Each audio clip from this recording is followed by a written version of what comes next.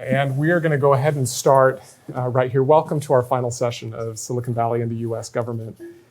I am thrilled to introduce Dr.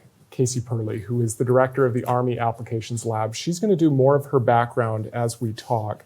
It's a fascinating story, especially for those who have considered working in the U.S. government, but aren't exactly sure how they would start or where they would start. I think we're going to hear some of that.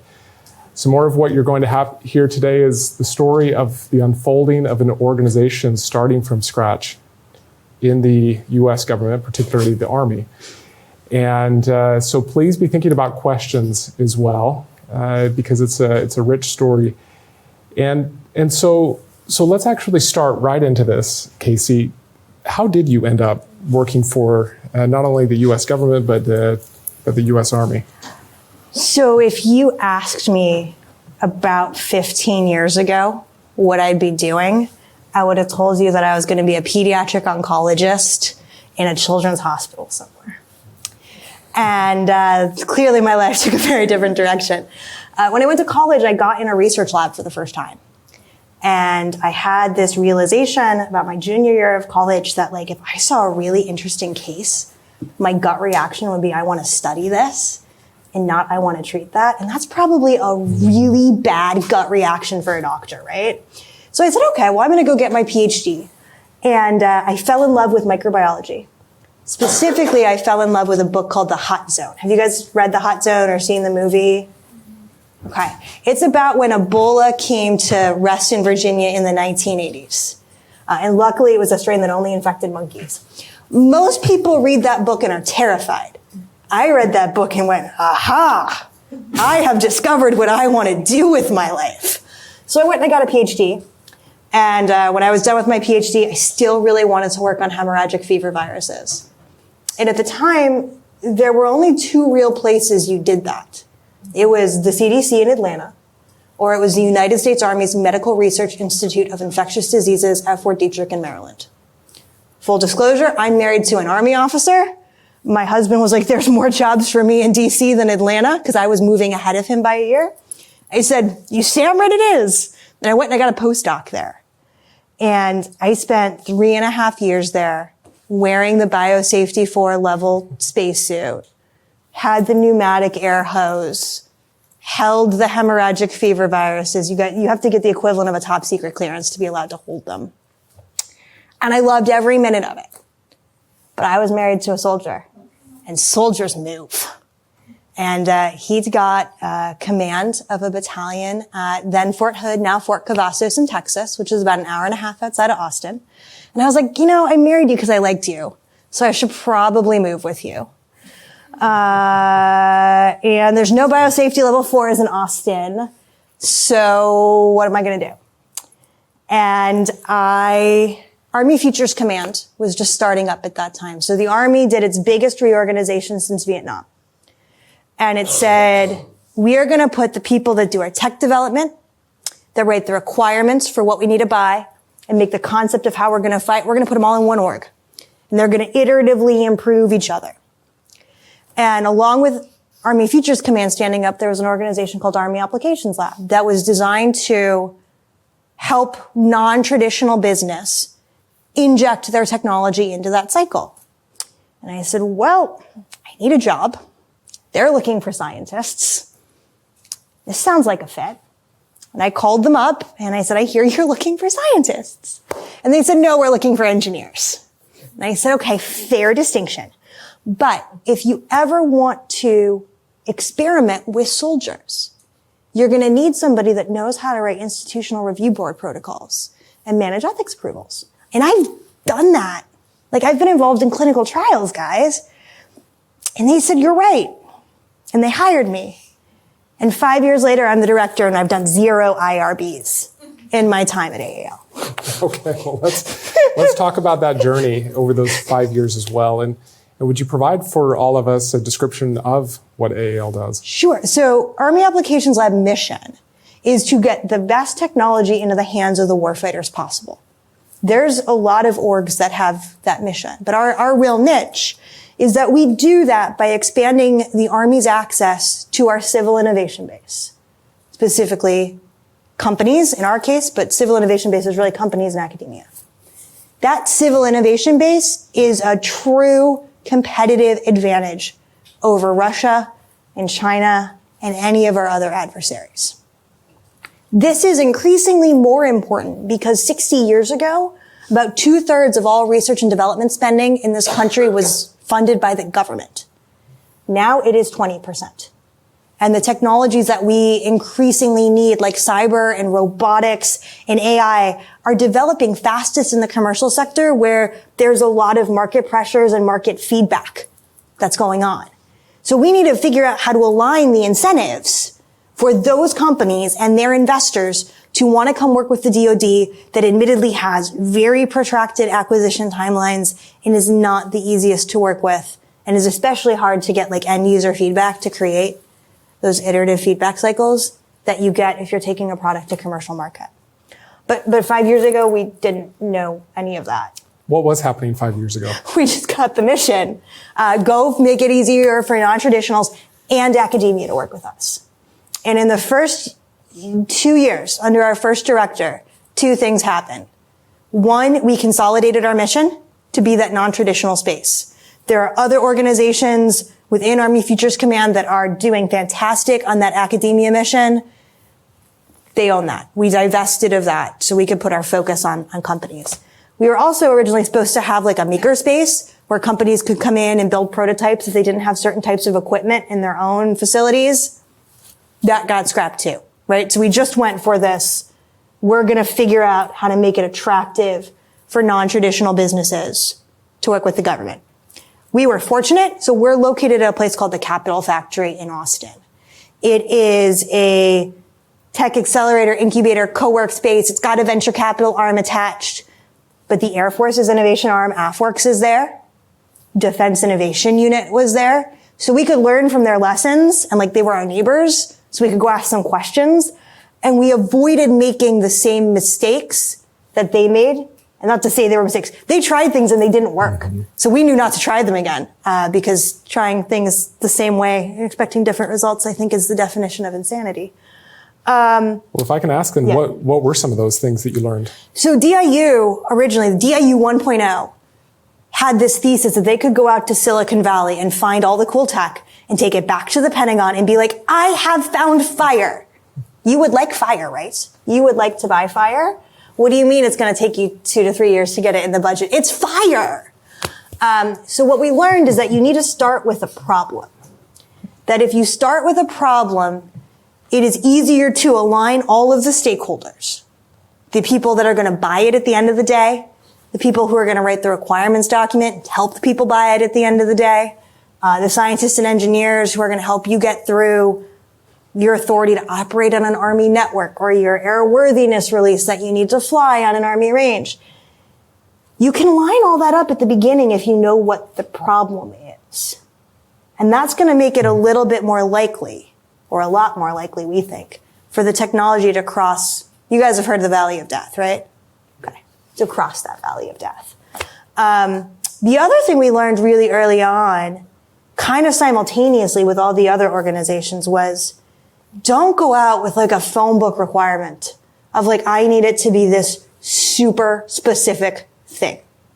Because what you're going to get is a lot of really great contract research organizations that can come in and build down to your specifications, but you're not going to get a lot of commercial ingenuity and creativity.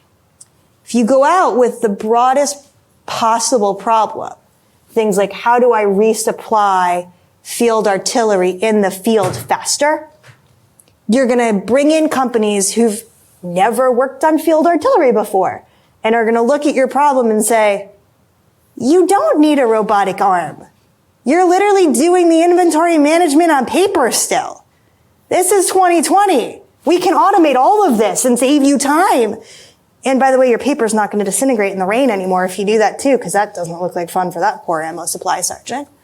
So start with a problem, make that problem as broad as possible to allow industry to innovate.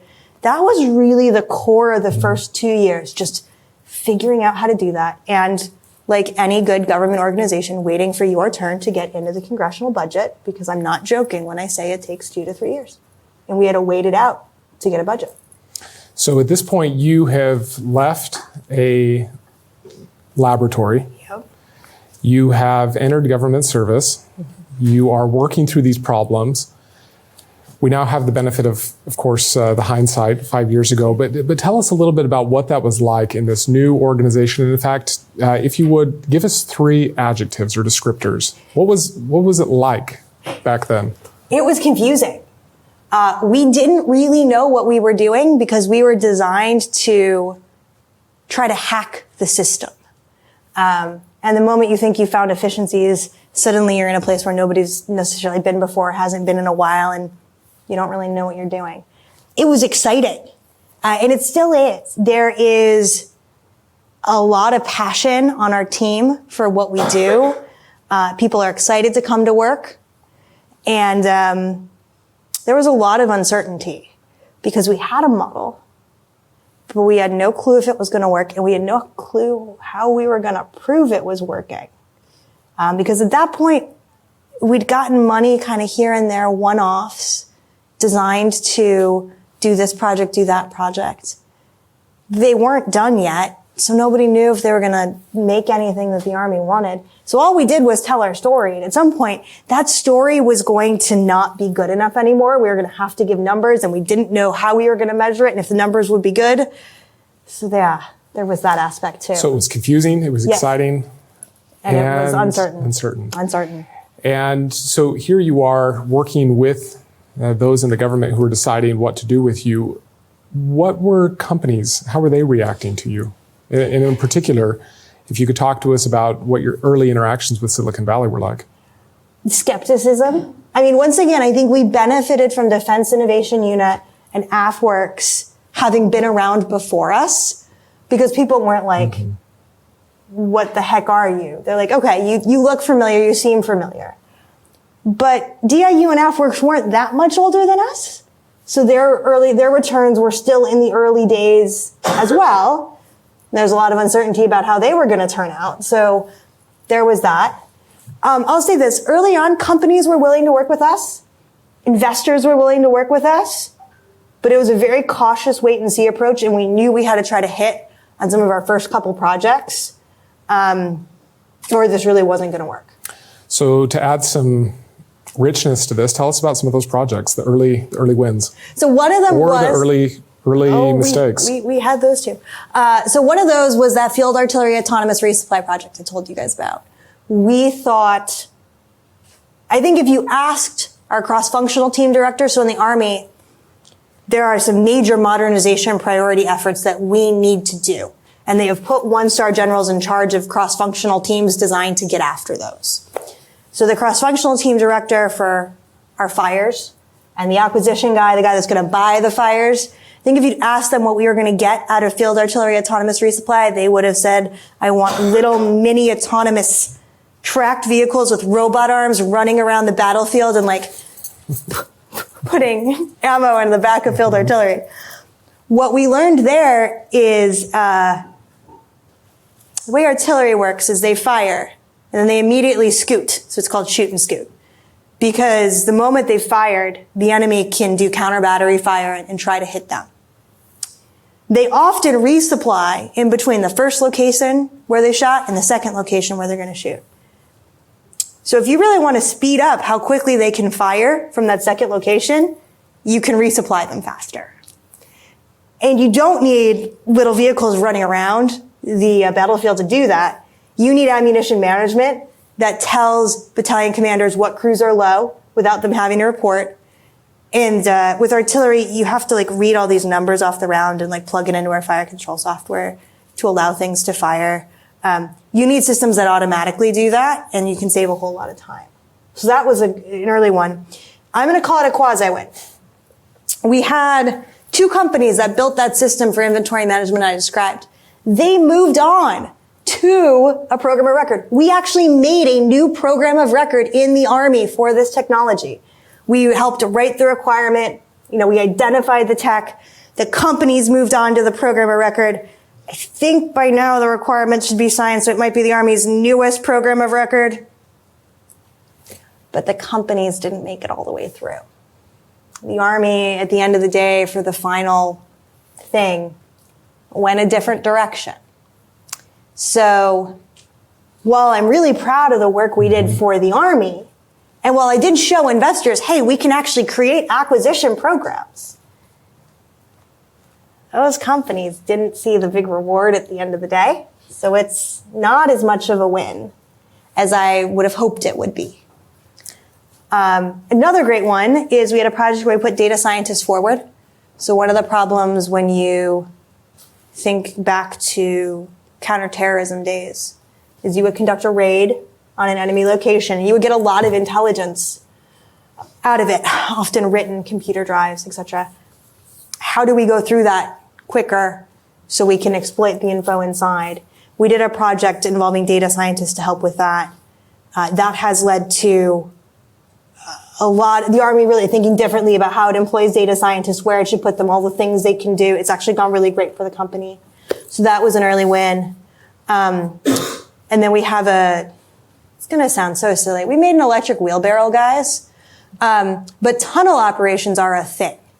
And in tunnels, sometimes our engineers are asked to carry hundreds of pounds of breaching equipment. It is not easy to carry that through a tunnel. So we built like an electric cart that could carry all of this. It can also be used to medevac casualties down 7 flights of stairs, only needing 2 people instead of a hell of a lot more.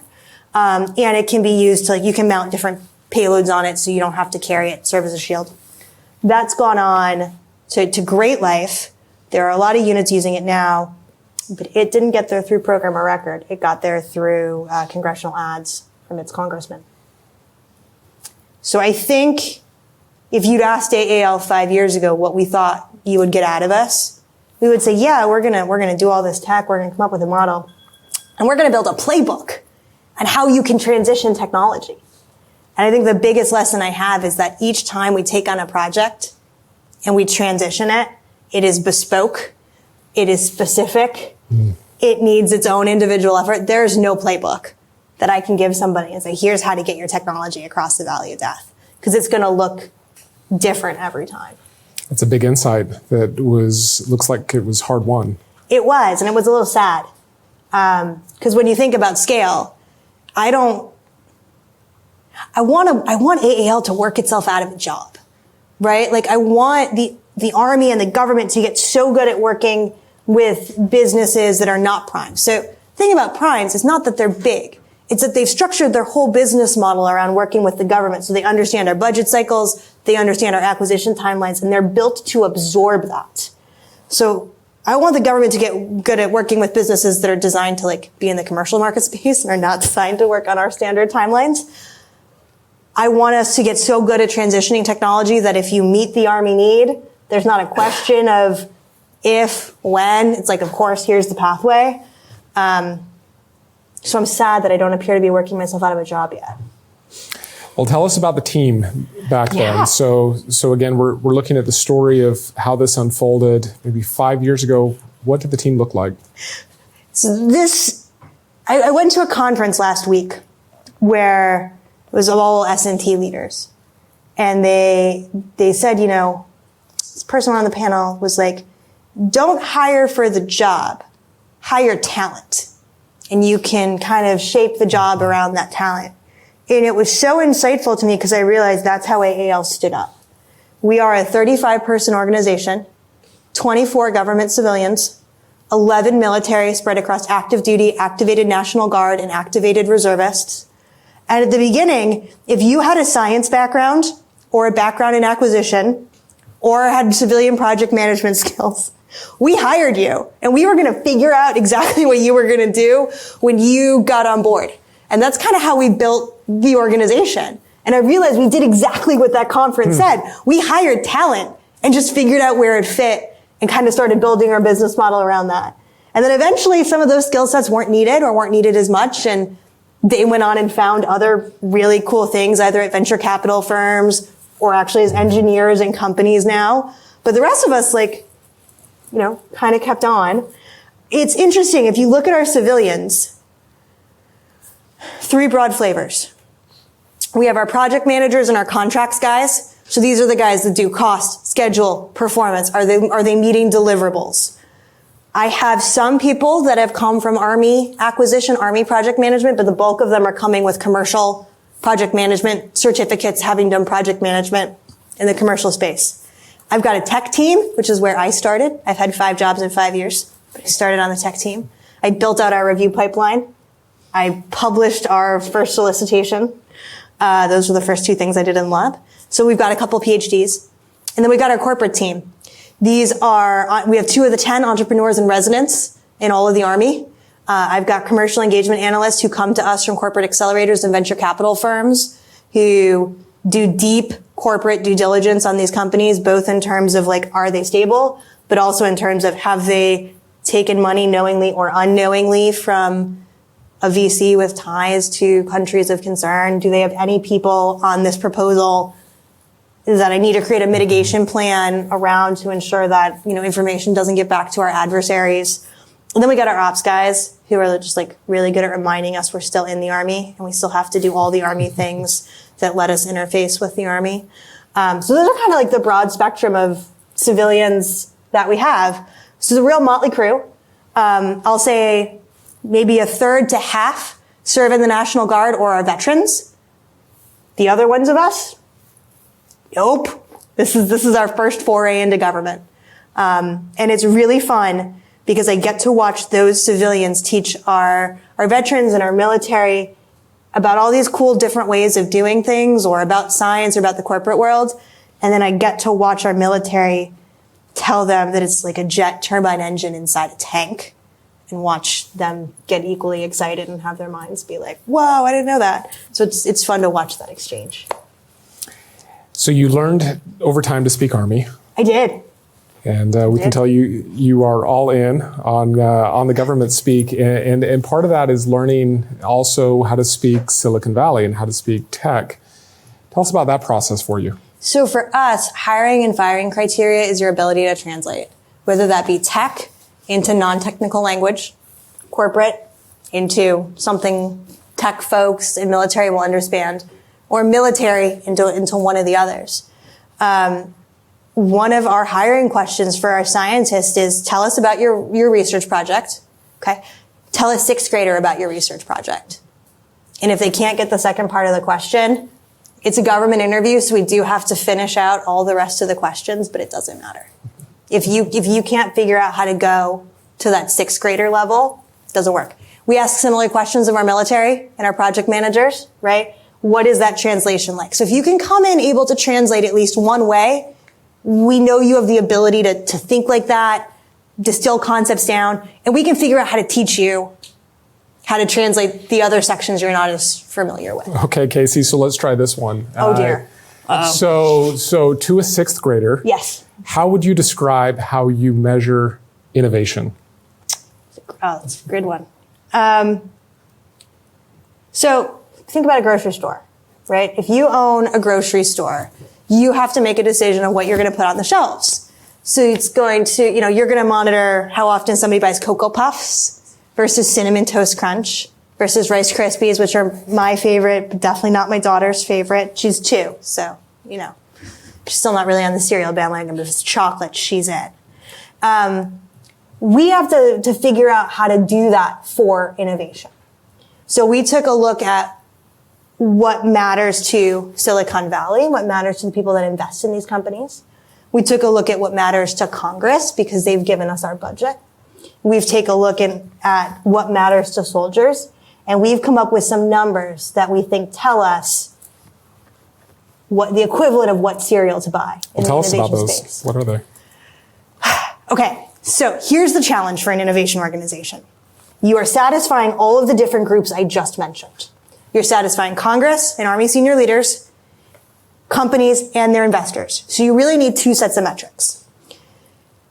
Another really crucial kind of insight we had is that we thought there would be one return on investment metric to rule them all.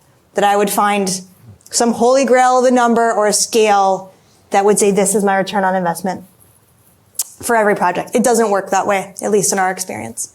So what we started doing is building business cases for all of our projects. They don't look like a business case if you're an MBA because it's not profit equals revenue minus cost. It's what is the military utility for the cost? Am I getting something faster?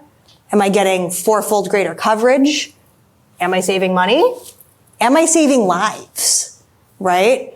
And then based on what that military return on investment is, then you figure out, well, what are the numbers I need to hit to show that I'm giving you that return? And we have to do it on a project by project basis. The next thing that we have to look at is what is transitioning? What is our transition rate? How much is moving on? And then of what moves on, where does it stop? Like what makes it all the way through the funnel? What stops halfway through, etc. We have to look at how many of the companies we're working with have limited to no DoD experience. And after us, how many of them are going on to do more business with the government? Because our mission is to expand access. So how well are we doing that?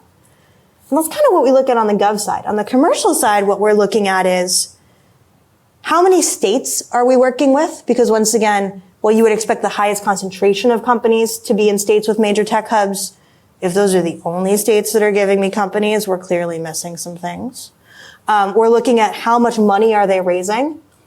Are they raising more or less after they've been on contract with us to try to get after the oblique measurement of are you still competitive to raise money? And what is the time to your next contract? And how much is that for? To start to get after some of the investors' concerns about what is going to be the timeline for return on their investment. So, of course, in government, one of the most predictable and difficult things is justifying your budget. Yeah. So here you have these measures that are a little different than what others are measured by. Tell us about broadly how you've worked through the bureaucracy, the big organization, the resource process. So we're fortunate. I report to the Chief of Staff of Army Futures Command, who's a 2-star, but then my big boss is a 4-star general. He is one of 3 people in the Army that can sign requirements documents. So this gives us not only top cover and the ability to try something different, but when you found the thing that's going to save lives or save $1 billion, and you're running into bureaucracy at the action officer level, there are people you can call that can try to break that. And that's really critical. So we were lucky to have that type of advocacy and top cover that got us about a $25 million budget to begin with. We're really good at getting like matching funds and using other people's money. So we move about $50 million through our lab annually. But yeah, there was just a lot of advocacy and top cover. And then the early projects, the early stories were compelling. So people didn't turn that spigot off. And now we've reached a point 5 years in, we've had a budget for 3 years where we actually have some solid numbers. And we took a big step during South by Southwest this year, where I stood up in front of a room full of 80 people, including people from Congress and industry and the innovation arms of major corporations. And I said, here's our report. Here's how we're measuring ourselves. Here's how we did against those measures. Tell us what I missed. Tell me if you think this is good enough. Tell us what we got wrong. Here's your red pen. And we've gotten such good feedback on that. I've gotten investors saying, yes, these are the numbers I'd like, but I'd like it broken down to understand at what stage of venture backing these companies are. Because that's gonna inform me about certain things. Or I've gotten them saying, I want to understand once it's transitioned, what pathways look like. And that's actually led us to some critical insights about there might be different levers we need to pull to get some technology across the line. So, while at first, when AAL started, it was really frustrating that nobody could tell me, here's how you measure yourself, and here's how you know when you've done a good job.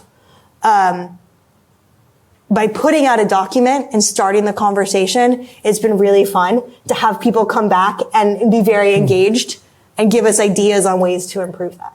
So I think that's also another lesson I've learned. Don't give people a blank sheet of paper. They're going to give you blank paper back. Give people paper that has writing on it, and they'll definitely give you your feedback. Can you tell us a few points of feedback in particular that perhaps you received from investors or for companies that changed the way you do business? Yeah. So one of the beautiful things about being in Capital Factory is that like we run into companies every day when we're heating our lunch up or going to a little snack kiosk. So our whole business model at AAL is built around 3 principles. Access. How do we recreate access companies get in the commercial sector by giving them access to people who are going to buy at the end of the day, the soldiers, those end users to provide the feedback. How do they learn about solicitations when they're not actively looking to do business with the DoD? Transparency, so wherever possible, giving them a business case up front. So about how many is the Army going to buy on about what timeline for about how much money, so that they don't make faulty assumptions in their business and assume we're going to buy more faster for more money. They've abandoned their commercial trajectory. We can't deliver on the timeline they need. The company goes under. And speed to capital. We can't take 9 months to deliver a contract because it's delaying development time for the Army, and companies can't wait 9 months for the first check. So how we do contracting quickly, we can get up to $3 million on contract within about 90 days of a solicitation closing. So that's down selection and all the contracting. But also, how do you structure payments inside that contract? So companies don't have to wait a month and then invoice and then wait another couple of weeks to get that first check.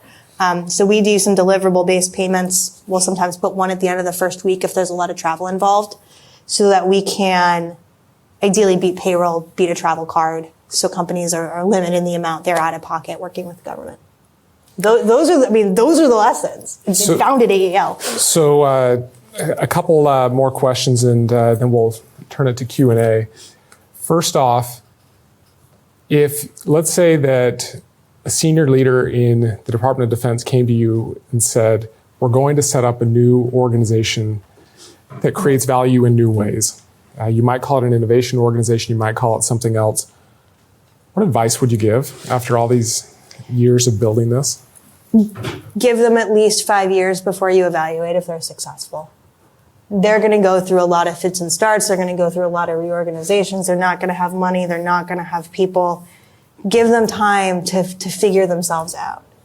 And the second thing I would say is don't be overly prescriptive. We really benefited from leaders who looked to us to tell them what AAL should be. And when we went to them and said, we're this, not that, they listened.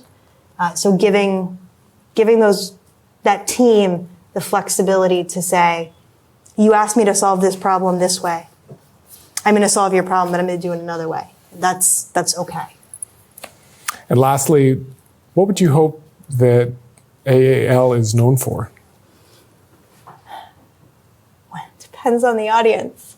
In the commercial space, I want us to be known as business friendly. I want us to be known as the place that you want to come when you need to figure out how to work with the Army.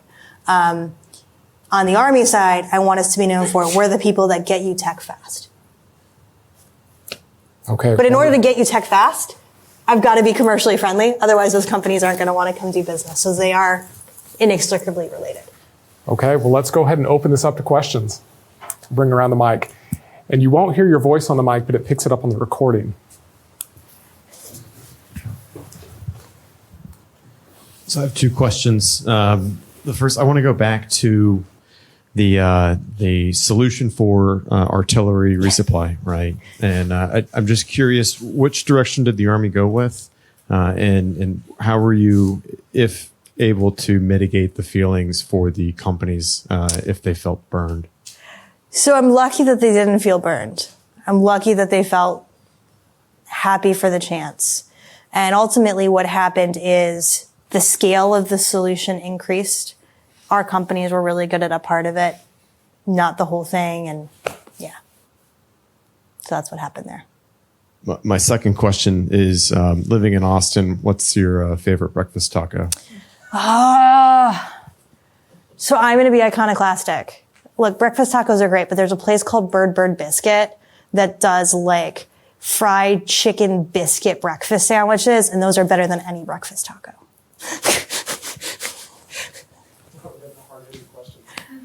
Those are the important questions. Yeah, these are the good ones, yeah. Did you ask him where he went to college? I did not. UT? Nice. You didn't have that. Good afternoon, Dr. Perley. It's a pleasure to be here with you today. One question. Does AAL have a Silicon Valley presence? We don't. We do have our corporate team members that come out here once every other month or so and make the rounds and do engagements. But AAL, we are an Austin-based organization. I know AppWorks has some satellite offices. DIU has satellite offices. We don't. So 2 follow-ups on that. Would you guys consider that? And then the second part of it, how did Austin become this hub of defense innovation when I don't think they're on the top 4 for venture funding. So how did that come about? If you can comment on that, would love that. Thank you. I'll touch that one second. Our corporate team would love to put somebody out here full time. That is their biggest request of me. I do work for the government, so for governmental reasons, we're going to be based in Austin. Did I dance around that nicely enough? Okay. When they were deciding, when Army Futures Command was standing up, they made a really smart decision, a very un-Army decision, that they were not going to put us on a military post, behind wire, behind guards. And they launched a search for cities where they could base us. And at the end of the day, it came down to Austin, Boston, Massachusetts, and Research Triangle Park. And while I can't comment on what ultimately led them to choose Austin, that was a decision up at the Secretary of the Army level before I joined. What I can say is, to me, Austin is a nexus of a lot of great academia. There is a good startup culture and industry, though maybe not as robust as, say, here in Silicon Valley. We're also about an hour and a half away from a major military base, which does provide, which is Fort Cavazos, or formerly known as Fort Hood, which provides like retirement services for our soldiers. And there's a National Guard base where we can all get our IDs, and they didn't have to build that infrastructure. But we also heavily leverage Fort Cavazos for soldier touch points and experimentation. So having that unit really close by has led to a lot of great synergies that I think would have been harder to have happen had it gone to Boston. Research Triangle Park, look, I'm biased. I did my PhD at Duke, right? Like that was home for 6 years. That's where I met my husband. But to me, there's more biomed there. Austin is a little bit more hardware, software focused, which is more the area that AFC is interested in. But what ultimately led to the decision, I don't know. Those are just my observations on why it's a good fit.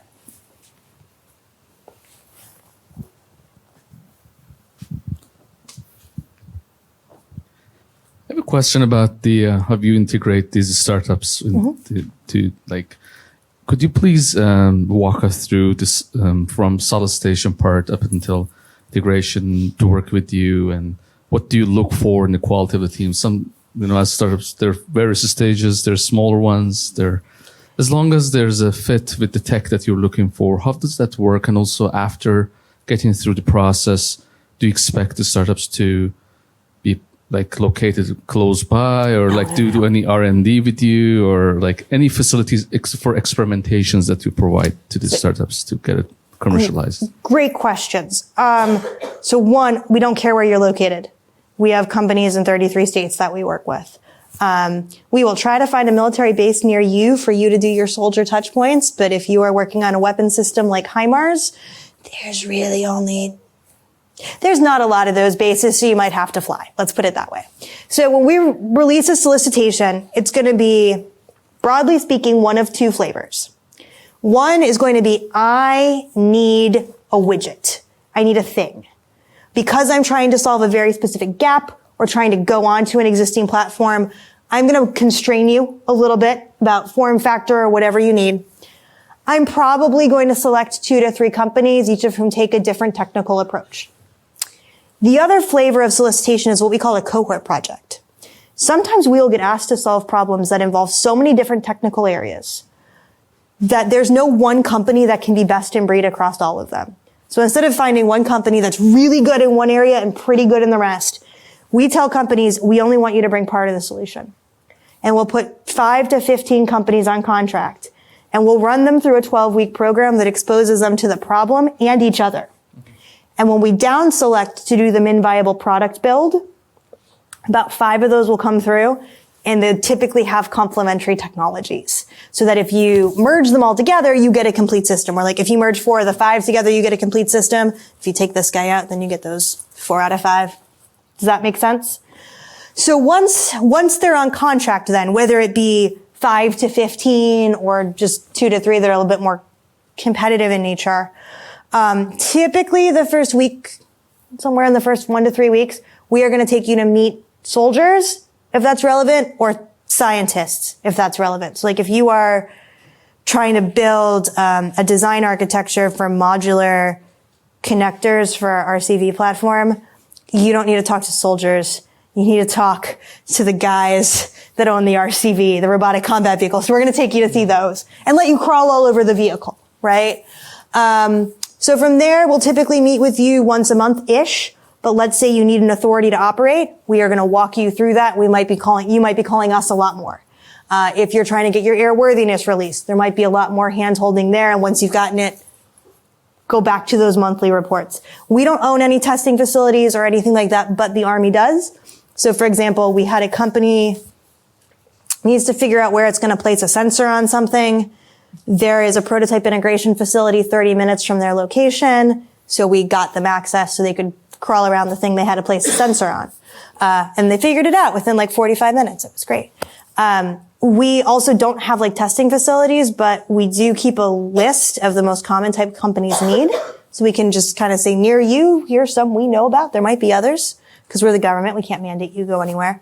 But if we are going to like colluge 6 companies together into one thing, we will pay for the collusion and the demonstration, typically on an Army range, but sometimes commercial. Depends. Does that answer your questions? It does. Thank you very much. Awesome.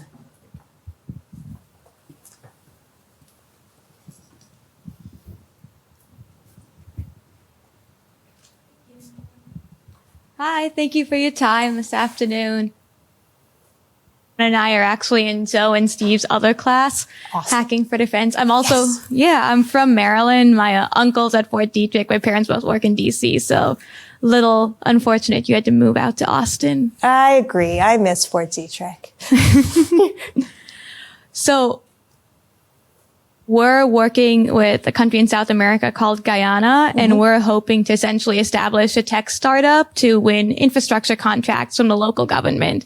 But Guyana has essentially no private sector. And so we're in absolutely new territory. We would be establishing the precedent for what private-public partnerships look like in this country.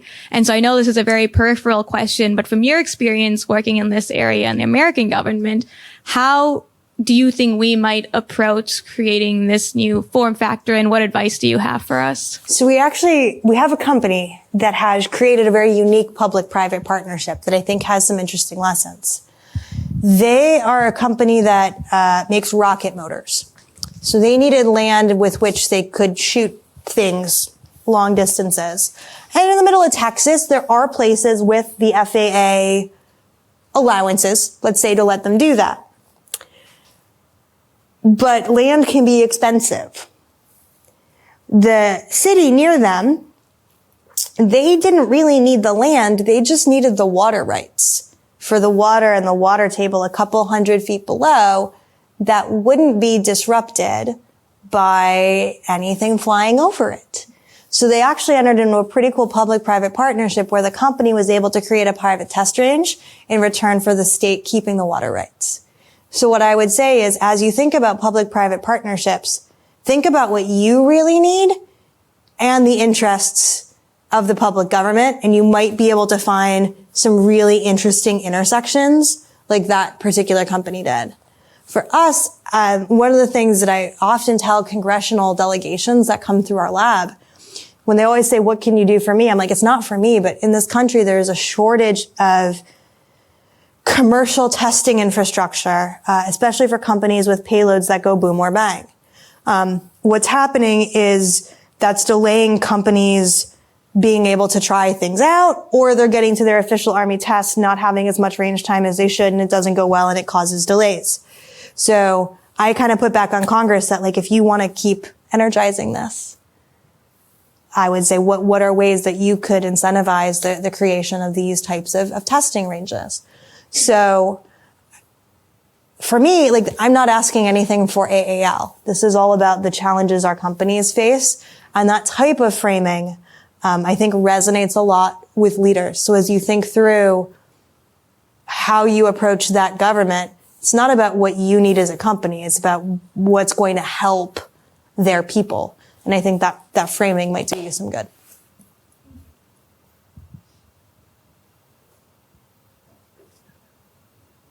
Okay, we'll take one more question and then over to Joe Felter for some wrap-up comments.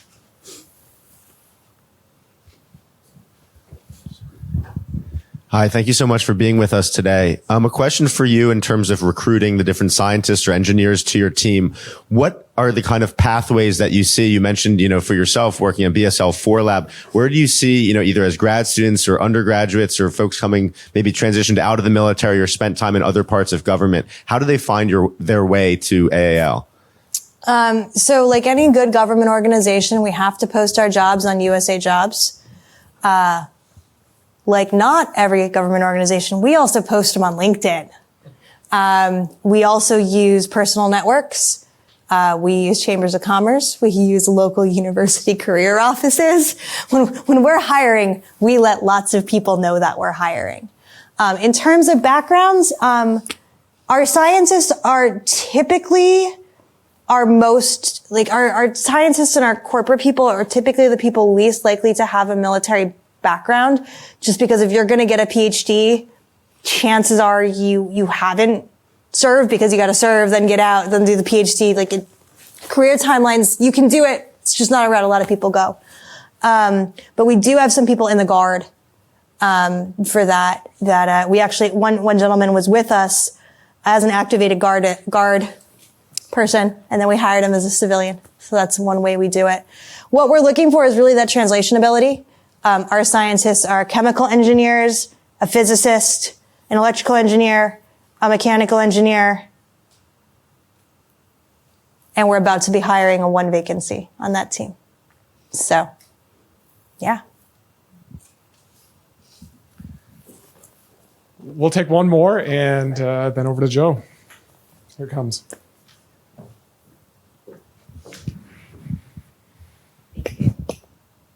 I went to Duke, so go Devils. Yay! But I'm curious, you set out to create this playbook and you've been hacking away at this for a few years. Are you still optimistic that you can achieve what you set out to? Or what is it that you're optimistic about now? I am optimistic we can help teach the government how to work better with startups. I will say that right now we've completed 22 projects and 11 of those have transitioned. So 50% transition rate. Nobody can tell me. People tell me that's good, but they can't give me any other grounding points to go along with that. So I'm optimistic that we can do that. I'm optimistic we can align incentives appropriately to make sense for companies to come work with us. I'm seeing a lot come out on budgeting reform that's going to make some things easier. I'm seeing a lot of stuff coming out about this idea of rather than committing to one system for 10 years, let's field in tranches so that we can take advantage of commercial ingenuity as it keeps maturing. So I'm very encouraged, but I don't think we're ever going to get a transition playbook. I think that is unfortunately dead because it's too project specific. It is too personality specific. Thank you. More questions? Yeah, here comes your. First of all, it's great to have some Army in the house, right? Right. Joe. Anyone of the Army here? Okay, got a little. Okay. Thank you all for your service. Thank you all. No, thanks for coming from Austin, Casey. Just amazing remarks. Well, thanks for all you're doing. You said the AL mission is get the best tech to the warfighter. I mean, that's something we can all get behind. I think we all share that. That's really a mantra here for so many organizations. Here we are in Silicon Valley, where a lot of the tech comes from, but there is a recognition, I think, across so many organizations, institutions, certainly AL, that we need to identify the tech we need to compete today. And who took my class last year? Technology. You took my TIGPC class, right? No. Anyone take a technology innovation great power competition in the fall? No veteran. Okay, you're going to take it next year if you're here. Right? Okay. I mean, there's just a recognition that the defense tech that we're going to need to compete effectively going forward is very different than the kind of tech we got to prevail in the Cold War, and yet we're still largely configured to win the Cold War with our acquisitions and requirements and all the things that you grapple with every day, Casey. But boy, this technology that we're going to need, it's coming out of the commercial sector, and we have to find ways to identify, adopt, and deploy that technology at speed and scale, or we're going to lose. And thankful we have organizations like Casey's in the Army.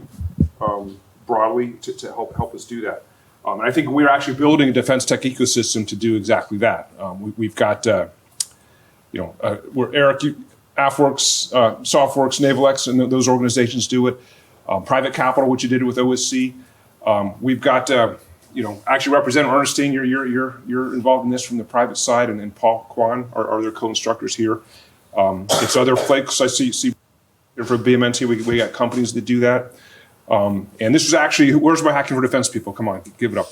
This was the inspiration for building Hacking for Defense. Let's create a larger ecosystem. Let's get our best and brightest people involved in this, because we're losing, but we haven't lost yet. And I think if we bring all our resources to the table, maybe we can turn the tide and succeed in this. I think your experience in what you're doing at AL, Casey, is critical. But I think we're preaching the choir here in Silicon Valley. I took some notes here. I'm sorry I missed the first few minutes, but you talked about the importance of knowing what the problem is. Yeah. Describing the problem in the broadest possible terms. I mean, that is what a startup wants to hear. You don't come with a solution, don't come with a requirement, come with a problem. Come with a big, broad challenge, and unleash our best and brightest, like we have here, and folks that Ernestine works with, and startups around everywhere, folks that Eric has worked with in his last job. They'll figure it out, and I think our competitor, I won't mention any names, but their initials are, PRC. They are institutionally and structurally configured in some ways to compete more effectively than us, with their state-owned enterprises and their ability just to get IP and direct their companies do things. But we have a comparative advantage. I think that's our innovation and their creativity that we have here, that I just don't think that any country, to include China, will ever be able to replicate. But you're operating just how Silicon Valley likes to operate, Casey. I want to double down on the importance of top cover that you described in the military. So important. It's important in any organization, but the military especially, I would say the Army even especially. And I know it's hard to believe looking at me and my youthful vigor, but I actually was a platoon leader with that 4-star general that you worked with, Jim Rainey, who's amazing. And I bring up Jim Rainey because he's a warfighter, and Casey knows him. His reputation in the Army is, he is a warfighter. I mean, he is a gunslinger. He's had all the hard jobs, commanded all the hard units and all the hard places. And the fact they put a warfighter in this position just says a lot about the mission that Casey's taking on. I mean, it is, it's a war. And let's hope we can avoid war if she succeeds. But we're not if she doesn't. I think we got a perfect storm there at AAL with the great leadership, Casey, you, Jim Rainey, and your team. I don't know your husband, but I'm sure if he's a battalion commander, our Army people know you don't get to be a battalion commander if you're not a star and doing great things. And we have some future battalion commanders in our audience here. So he's going to have great impact, but Casey, I would say what you're doing is having tremendous impact. So thank you for all you're doing for all of us, and thanks for joining us. Thanks for having me. This has been great.